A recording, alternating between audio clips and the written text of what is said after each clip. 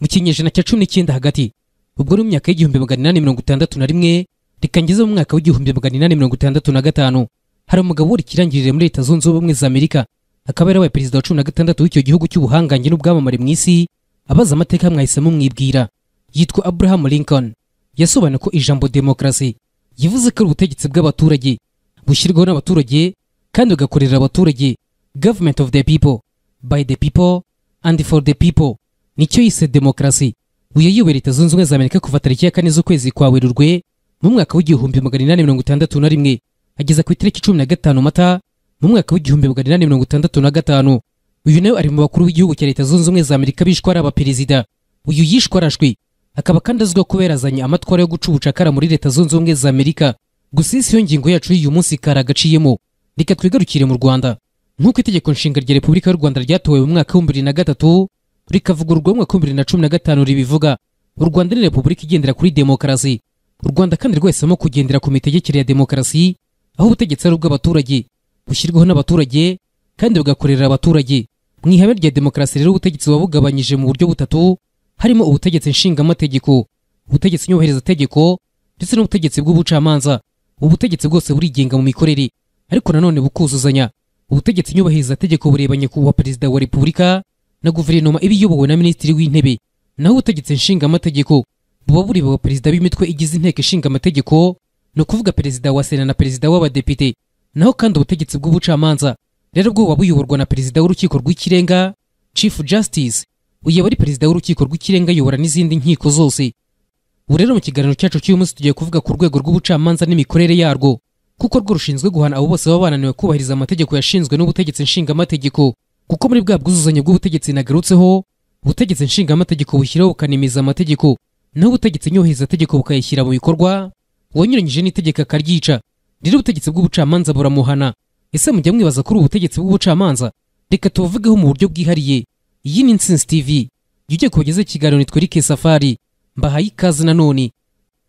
Reka ntangire mbabwira ko hamwe mu hantu mu isi hubashywe cyane, hamwe wicaruka haba witwararitse cyane, atari mu rusengero cyangwa mu ishuri, ahubwo ni mu rukiko. Muvandimwe inshuti yanjye mukunzi wa Intsinzi TV, muri byinshi nakubwiye ugasanga ni bishya, ukabyiga ukabimenya, ukabyishimira. Reka nkongereho naka ni gashya. Nujya mu rukiko waba ugiye kuburana cyangwa gukurikira urubanza, inshuti yanjye ndakwinginze mu rukiko uzitwararike, kuko ushatse kuhahindura uko uhashaka, hari mu hantu wahurira n'ibibazo bikomeye cyane ubuzima bikakurenga. Umucamanza mu rukiko ayoboye n'urubanza ari kuburanisha aba ari umuntu wundi. Ndakwinginze ntuzakine n'ibyo utazi utarabona. Reka nkubwire ko iyo umucamanza atanze itegeko ryo gucecekesha telefone igendanwa cyangwa kudasakuza mu rukiko, maze ukabirengaho buryo abafite ububasha bwo kuguhana uko abishaka, ukabona abashinzwe umutekano baragutambikanye da, uzira guteza umutekano muke n'akajagari mu rukiko. Urukiko rwo rwose rero warorezwa mu butegetsi bw'ubucamanza buyoborwa na perezida w'urukiko rw'ikirenga.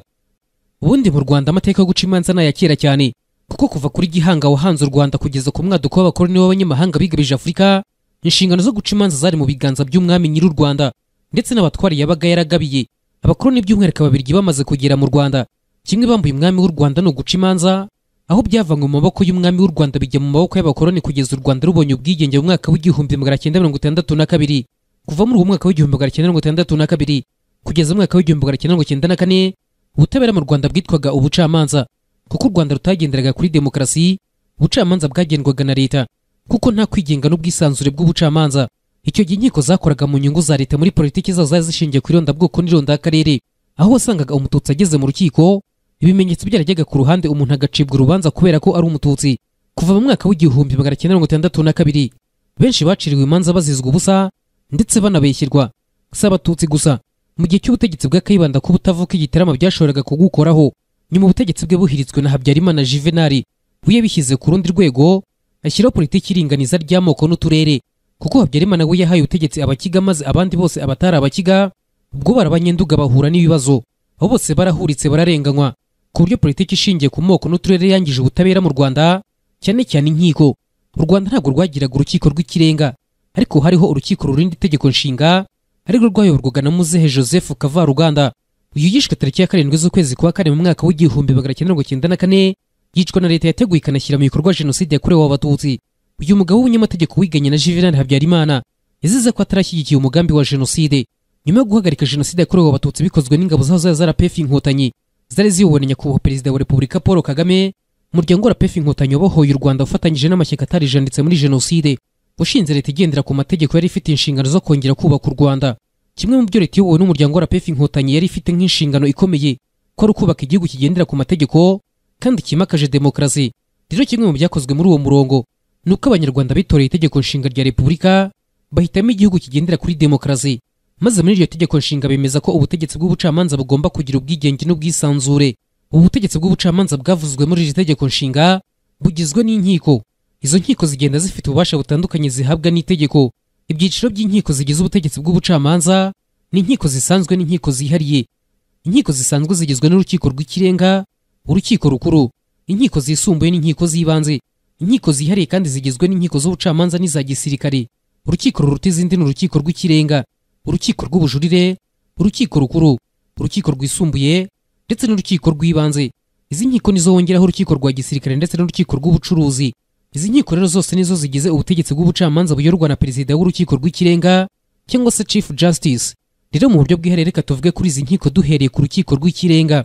Ubutegetsi bw'ubucamanza bushinzwe urwego rw'ubucamanza rugizwe n'inkiko zisanzwe n'inkiko zihariye. Urwego rukuru mu nama y'ubucamanza ruba ari inama nkuru y'ubucamanza, ubwo ni narwo rwego rukuriye ubutegetsi bw'ubucamanza. Iyi nama ni ishyiraho imirongo migari igenga imiyoborere y'ubutegetsi bw'ubucamanza. Itegeko rigena imitunganyirize, ububasha, inshingano n'imikorere by'inama nkuru y'ubucamanza. Iryo tegeko rigena kandi abayigize. Mu buryo bwihariye ubutegetsi bw'ubucamanza burigenga kandi bufite ubwisanzure mu micungire y'abakozi n'imari. Iyo usomye itegeko nshinga rya Repubulika y'u Rwanda mu ngingo yaryo y'151 mu itegeko nshinga rya Repubulika ivuga ko amahame y'ubucamanza, aho ubucamanza bugengwa n'amahame akurikira. Irya mbere ni imanza zicibwa mu izina ry'abaturage kandi ntawe ushobora kwicira urubanza ubwe. Naho irya kabiri ni uko imanza ziburanishirizwa mu ruhame keretse iyo urukiko rwemeje ko habaho umuhezo mu buryo buteganywa n'amategeko. Naho kandi irya gatatu, urubanza rwose ruciwe rugomba kugaragaza impamvu rushingiyeho kandi rukandikwa mu ngingo zarwo zose. Rugomba gusomerwa mu ruhame hamwe n'impamvu zose uko zakabaye n'icyemezo cyafashwe. Naho ihame rya kane nuko ibyemezo by'ubucamanza bigomba gukurikizwa n'abo bireba bose, zaba inzego z'ubutegetsi bwa leta cyangwa abantu ku giti cyabo. Ntibishobora kuvuguruzwa keretse binyuze mu nzira no mu buryo buteganywa n'amategeko. Naho kandi ihame rya gatanu nuko abacamanza bakurikiza itegeko kandi bakora umurimo wabo w'ubucamanza mu bwigenge kandi batavugirwamo n'ubutegetsi cyangwa ubuyobozi ubwo ari bwo bwose. Ibyerekeye imyifatire myiza n'ubunyangamugayo by'abacamanza biteganywa n'amategeko yihariye abagenga. Ibyiciro by'inkiko. Inkiko zigizwe n'inkiko zisanzwe n'inkiko zihariye. Inkiko zisanzwe zigizwe n'urukiko rw'ikirenga, urukiko rukuru, inkiko zisumbuye n'inkiko z'ibanze, inkiko zihariye aho zigizwe n'inkiko z'ubucuruzi n'iza gisirikare. Kandi itegeko ngenga rishobora gushyiraho cyangwa gukuraho urukiko rusanzwe cyangwa urukiko rwihariye. Itegeko rigena imitunganyirize, imikorere n'ububasha by'inkiko. Itegeko nshinga rya Repubulika kandi mu ngingo yaryo y'153 rivuga ko ishyirwaho ry'abacamanza bayobora inkiko, perezida na visi perezida b'urukiko rw'ikirenga, perezida na visi perezida b'urukiko rukuru na perezida na visi perezida b'urukiko rukuru rw'ubucuruzi bashyirwaho n'iteka rya perezida wa Repubulika bamaze kwemezwa na Sena, kandi bikorwa perezida wa Repubulika amaze kugisha inama y'abaminisitiri n'inama nkuru y'ubucamanza. Perezida w'urukiko rw'ikirenga agomba kuba afite ubwenegihugu nyarwanda bw'inkomoko kandi nta bundi bwenegihugu agomba kuba afite. Abacamanza bayobora izindi nkiko zisanzwe n'iz'ubucuruzi bashyirwaho n'inama nkuru y'ubucamanza. Ishyirwaho ry'abandi bacamanza ubwo ni ukuvuga abacamanza b'urukiko rw'ikirenga bashyirwaho na perezida wa Repubulika amaze kugisha inama y'abaminisitiri n'inama nkuru y'ubucamanza, agashyikiriza Sena urutonde rw'abakandida bangana n'imyanya y'abacamanza mu rukiko rw'ikirenga isabirwa kuzuzwa kugira ngo nyine bemeze. Abandi bacamanza n'izindi nkiko zisanzwe n'iz'ubucuruzi ziteganywa n'iri tegeko nshinga bashyirwaho n'inama nkuru y'ubucamanza. Abacamanza b'inkiko za gisirikare bashyirwaho hakurikijwe amategeko abagenga. Itegeko rigenga sitati y'abacamanza n'abandi bakozi bo mu nkiko rigena uburyo bashyirwa mu nkiko, kandi irahira ry'abacamanza rikorwa mu buryo bwihariye, aho perezida, visi perezida n'abacamanza b'urukiko rw'ikirenga, perezida na visi perezida b'urukiko rukuru n'ab'urukiko rukuru rw'ubucuruzi barahirira imbere ya perezida wa Repubulika.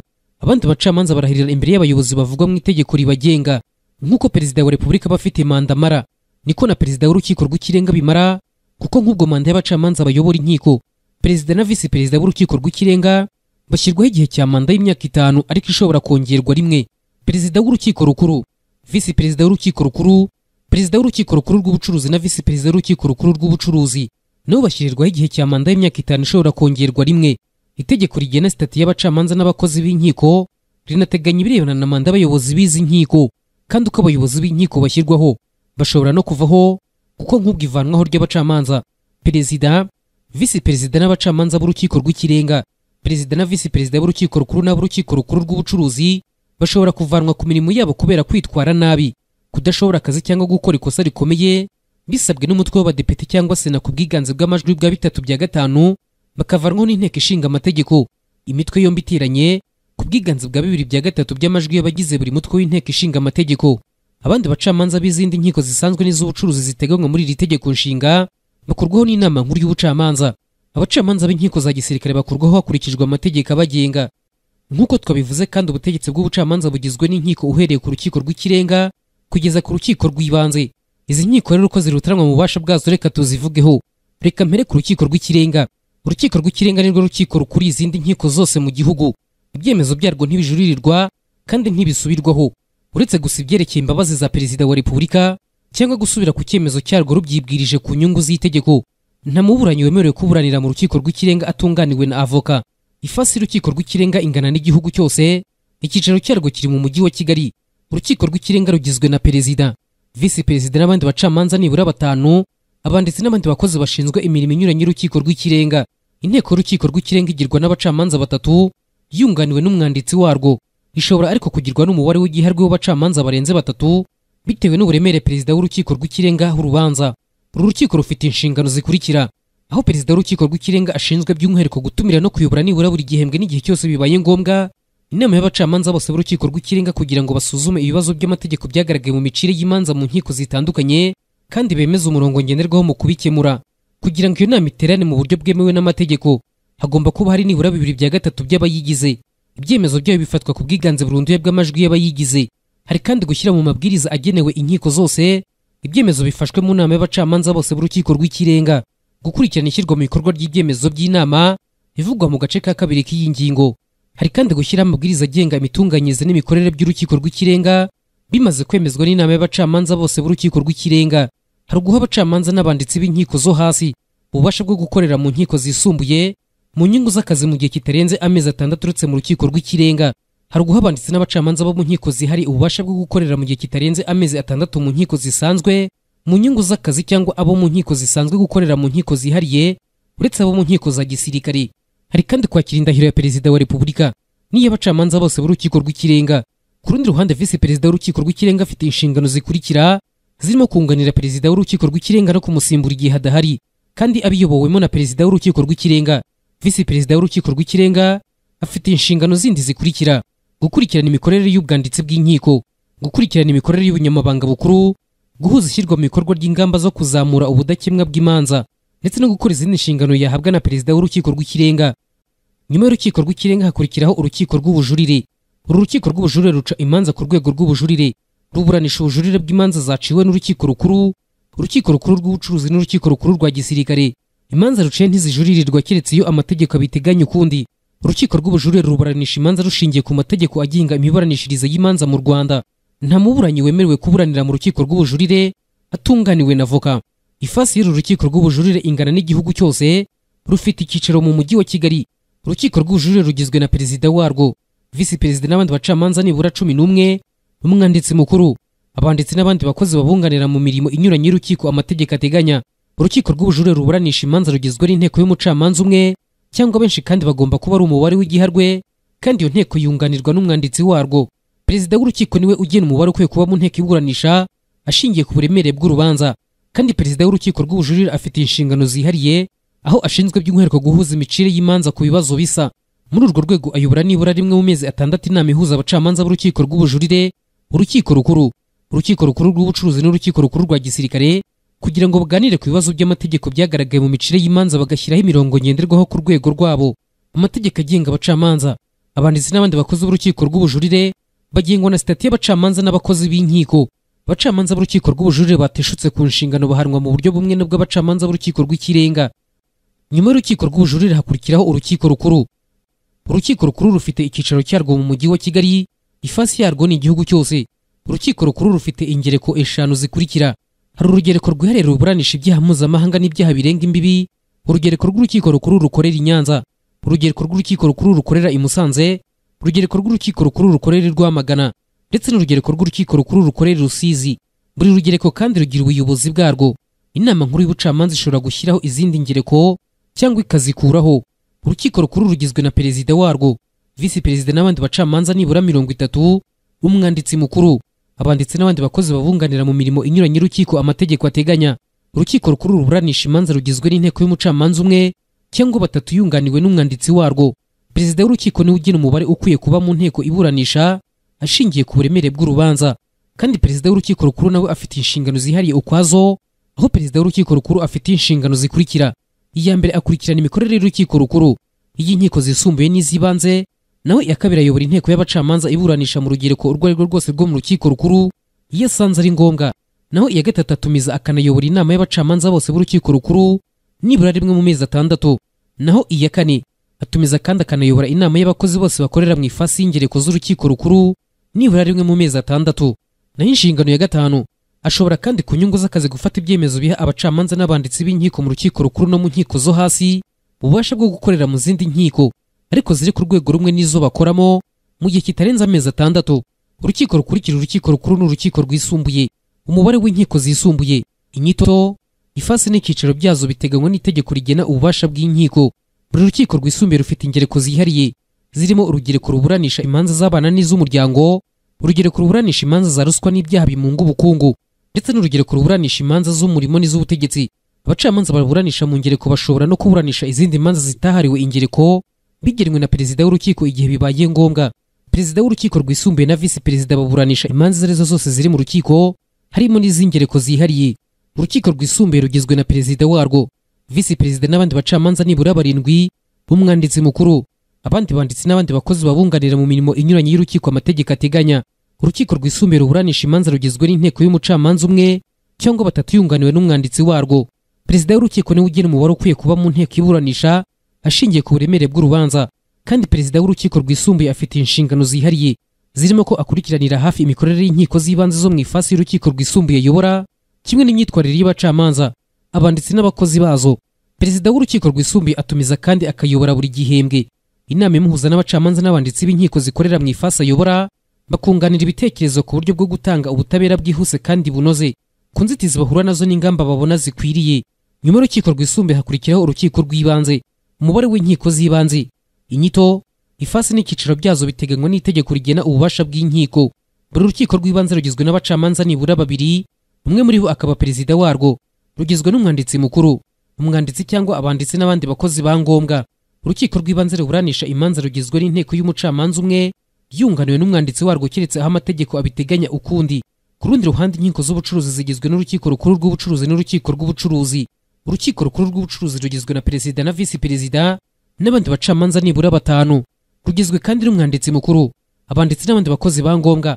Urukiko rukuru rw'ubucuruzi ruburanisha imanza rugizwe n'inteko y'ubucamanza imwe cyangwa 3 yunganiwe n'umwanditsi warwo. Perezida w'urukiko niwe ugena umubare ukwiye kuba mu nteko iburanisha ashingiye ku buremere bw'urubanza. Ifasi y'urukiko rukuru rw'ubucuruzi ingana n'igihugu cyose. Icyicaro cyarwo kiri mu mujyi wa Kigali. Inshingano zihariye za perezida w'urukiko rukuru rw'ubucuruzi nazo zihariye ukwazo rwose, kuko perezida w'urukiko rukuru rw'ubucuruzi afite inshingano yo gutumiza kandi akayobora buri mezi 3 n'igihe cyose bibaye ngombwa inama ihuza abakozi bo mu nkiko z'ubucuruzi kugira ngo bunganire ibitekerezo ku buryo bwo gutanga ubutabera bunoze kandi bwihuse ku nzitizi bahura nazo n'ingamba zikwiye. Ku rundi ruhande, imitunganyirize, ifasi n'icyicaro by'urukiko rw'ubucuruzi.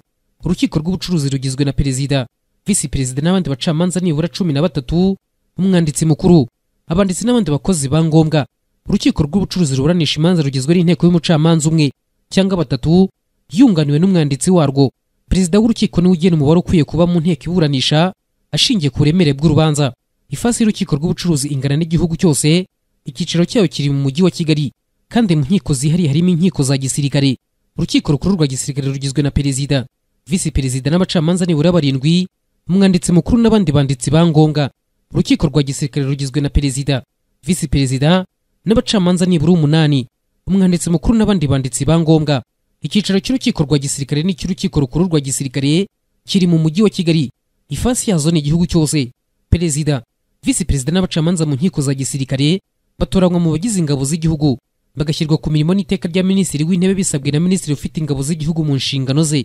Nta gihe kigenwe bategetswe kumara mu kazi kabo, ariko bashobora gukurwaho igihe cyose mu nyungu z'akazi bitewe n'ubushobozi buke, imyitwarire mibi yabagaragayeho n'izindi mpamvu ziteganywa n'amategeko hakurikijwe uburyo bashyizweho. Kandi urukiko rukuru rwa gisirikare kimwe n'urukiko rwa gisirikare zifite ubwanditsi bukuru bugizwe n'abanditsi b'urukiko bafite nibura ipeti rya serija n'abandi bakozi ba ngombwa bashyirwa ku mirimo n'iteka rya minisitiri ufite ingabo z'igihugu mu nshingano ze, kugira ngo inkiko za gisirikare zishobore kuburanisha byemewe. Umubare w'abagize inteko y'abacamanza ugomba kuba igiharwe utari munsi ya 3 bunganiwe n'umwanditsi w'urukiko. Umucamanza uyobora iburanisha agomba kuba nibura ari mu rwego rumwe rwa gisirikare n'uregwa. Mu nkiko za gisirikare, iyo perezida w'urukiko adahari cyangwa adashoboye kuboneka, asimburwa na visi perezida. Nawe yaba adahari cyangwa adashoboye kuboneka, agasimburwa n'umucamanza usumbya abandi uburambe mu ipeti rikuru. Iyo hari abanganya uburambe mu ipeti rikuru, asimburwa n'urusha abandi uburambe mu kazi k'ubucamanza. Perezida w'urukiko rukuru rwa gisirikare ategura akanashyikiriza minisitiri ufite ingabo z'igihugu mu nshingano ze umushinga w'ingengo y'imari igomba gukoreshwa n'inkiko za gisirikare. Kandi mu buryo bwihariye abacamanza bo mu nkiko za gisirikare bagomba kwambara imyambaro yabugenewe n'amapeti yabo igihe bakora imirimo yabo y'ubucamanza. Kandi abacamanza bo mu nkiko za gisirikare bafite ubwigenge busesuye igihe bakora imirimo yabo y'ubucamanza. Basuzumana ubwisanzure imanza, bakazifataho ibyemezo. Kandi ku rundi ruhande mu buryo bw'ubufatanye, inzego z'ubutegetsi z'abashingamategeko, nyubahirizategeko ndetse n'ubucamanza biruzuzanya kandi bigakorana. Nubwo urwego rw'ubucamanza rushobora kugeza kuri guverinoma ibitekerezo ku ivugurura rireba imiterere n'imikorere by'urwego rw'ubucamanza, ububasha bw'inkiko, ibigenerwa abacamanza n'abandi bakozi b'inkiko, guverinoma cyangwa inteko ishinga amategeko igisha inama urwego rw'ubucamanza ku byemezo ifata y'ibyerekeranye n'ubucamanza. Inama urukiko rw'ikirenga ruha guverinoma cyangwa inteko ishinga amategeko ntago zifatwa nk'ihame keretse ruko amategeko abiteganya. Kandi inkiko zitandukanye n'izindi nzego z'ubutegetsi bwa leta kandi zirigenga, ntizishobora guhabwa amabwiriza cyangwa guhabwa ibisobanuro n'urwego rw'ubuyobozi urwo ari rwo rwose. Ushatse amakuru ku mikorere y'urukiko abisaba perezida w'urukiko rw'ikirenga. Icyakora mu rwego rwo kuzuzanya n'izindi nzego z'ubutegetsi za leta, perezida wa buri rukiko ashinzwe guharanira imikoranire myiza hagati y'urukiko ayobora n'izindi nzego za leta zikorera mu ifasi yarwo. Ibi byose ngarutseho rero ni imiterere n'imikorere y'inkiko, zaba inkiko zisanzwe n'inkiko zihariye zirimo iz'igisirikare n'iz'ubucuruzi. Rero gushyiraho ubutegetsi bw'ubucamanza bwigenga nk'uko biteganywa n'itegeko nshinga rya Repubulika y'u Rwanda ni kimwe mu bintu bihambaye byagize uruhare mu gutera imbere k'u Rwanda mu myaka 30 ishize rusohotse muri jenoside yakorewe abatutsi. Kubaka ubutegetsi bw'ubucamanza bwigenga kandi bwisanzuye ni kimwe mu by'umuryango wa RPF Inkotanyi washyizemo imbaraga kuva wabohora u Rwanda mu mwaka w'1994. Ibi byose kandi byashingiye ku ntego n'imitekerereze yo kubaka ubutegetsi bugendera ku mategeko nk'uko umuryango wa RPF Inkotanyi yabiharaniye mu rugamba rwo kubohora u Rwanda rwarwanywe n'inkotanyi z'amarere za RPF Inkotanyi zari ziyobowe nyakubahwa perezida wa Repubulika Paul Kagame kugeza zibohoye u Rwanda mu buryo bwuzuye mu kwezi kwa 7 mu mwaka w'1994. Ibi rero nibyo byagize u Rwanda igihugu cyateye imbere kubera ko ubutabera bwacyo n'urwego rukomeye kandi ruteye imbere rwagize uruhare mu kubaka urw'imisozi igihumbi kandi ruzakomeza gutera imbere. Hano nsoreje iki kiganiro cyagarukaga ku gice kijyanye n'ubutegetsi bw'ubucamanza kigizwe n'inkiko. Reka nshimire mwese twabanyasigaye naho ubutaha mu bindi biganiro byacu. Iyi ni Intsinzi TV, ngiye bagezaga iki kiganiro twereke safari. Nsoza kandi ndashimira Christian Bizimana wabategura iki kiganiro. Mwakoze cyane, Imana ibarinde. Ariko sha uzahora uvumba ibiganiro byacu utavuga.